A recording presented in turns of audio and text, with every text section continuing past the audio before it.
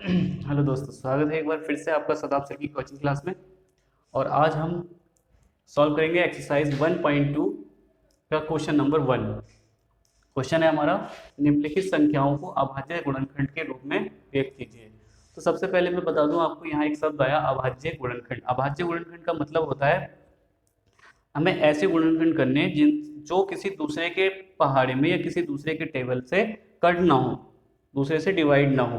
मतलब या तो वो खुद के ही पहाड़े में आना चाहिए, खुद के पहाड़े से ही वो कट होना चाहिए। जैसे कि मान लो आपके पास 3 है, तो 3 क्या है, 3 के पहाड़े से ही कटेगा और किसी के पहाड़े में नहीं आता है। तो इस तरह के गुणनखंड को बोलते हैं हम अभाज्य गुणनखंड। या 2 है, 2 सिर्फ 2 के पहाड़े से ही कटेगा। तो इस तरह के गुणनखंडों में विभक्त करना है हमें इन संख्याओं को। देखिए कैसे व्यक्त करेंगे। सबसे पहले पहली संख्या देख लेते हैं। पहली संख्या 140 है अपने पास। तो 140 को इस तरीके से लिखते हैं। आपने पिछली क्लासों में बहुत अच्छी तरीके से किया होगा ये। तो इसके गुणनखंड करेंगे सबसे पहले।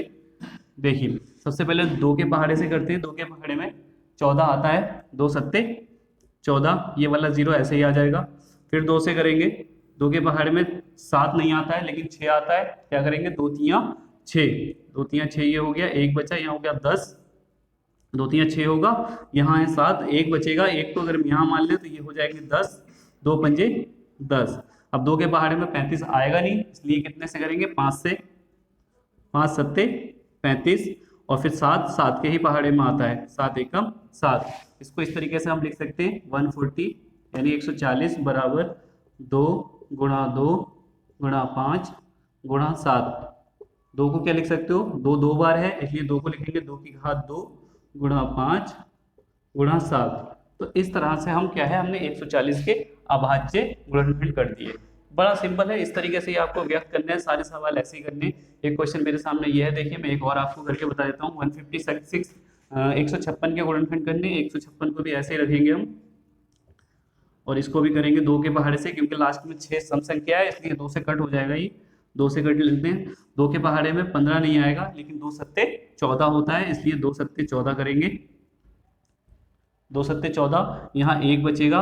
अगर एक बचा, अगर यहाँ पे एक मान लें तो ये 16 हो जाएगा। तो 2 अट्ठे 16। फिर 2 के पहाड़े से कर लो, 2 तियां 6, एक बचेगा 18, 2 निम 18। अब 39 जो है वो 2 के पहाड़े में नहीं आएगा, इसलिए 3 से करेंगे।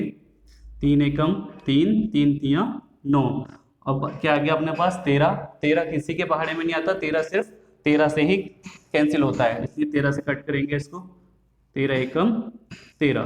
तो इस तरह से इसके भी हो गए। इसको हम लिखेंगे 156 यानी 156 बराबर 2 गुणा 2 गुणा 3 गुणा 13। ठीक है, तो 2 यहाँ भी 2 बार है तो इसको भी लिख लेंगे 2 की घात 2 गुणा 3 गुणा 13। तो इस तरीके से आप बड़ी आसानी के साथ इनके अभाज्य गुणनखंड कर सकते हैं।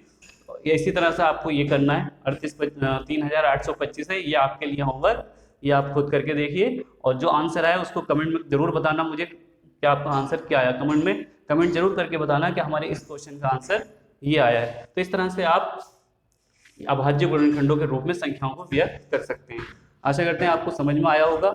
ऐसे ही इंपॉर्टेंट क्वेश्चन के साथ आपके साथ मैं मिलता रहूंगा और आपको अच्छे से इसको सॉल्व करके दिखाता रहूंगा। जो भी अगर परेशानी आए तो आप इसको फिर से मेरी वीडियो को देख सकते हैं, कोई मुश्किल नहीं है, बहुत आसान है ये।